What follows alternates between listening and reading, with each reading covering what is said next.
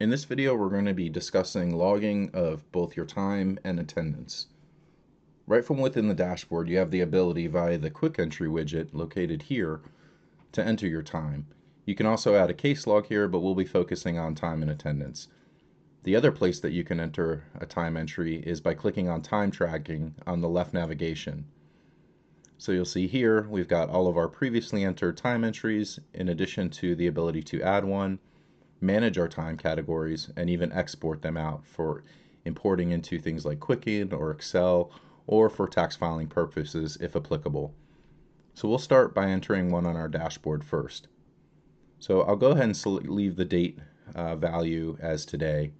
And for category, you're going to see, if you're a federal reporter, you'll see all of the administrative office time and attendance categories. You can also, all users can also specify custom categories. So you'll see for here, in here I've got lunch. Let's go ahead and create a new category. We'll call it PTO. So new categories can be created within the settings, time and attendance section. And in here you'll see time tracking categories and attendance cities.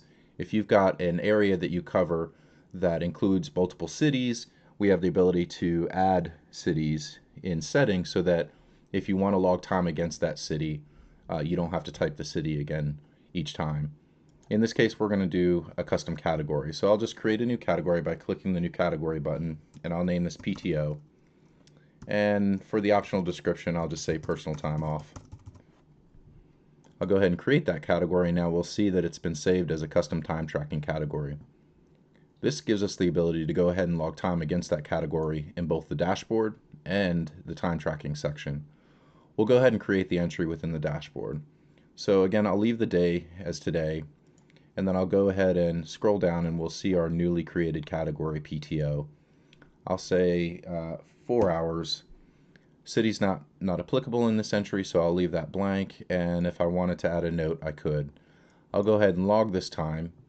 And now if we go under recent activity and view our time entries, we'll see our recently created time entry. We can edit it from here or of course delete it. But the next thing I want to show you is the time tracking section within the application. As mentioned before, this is just recent activity, which kind of gives you a high-level overview of things that have happened recently, spanning multiple topics. But let's head to the time tracking section itself by clicking on the time tracking option on the left.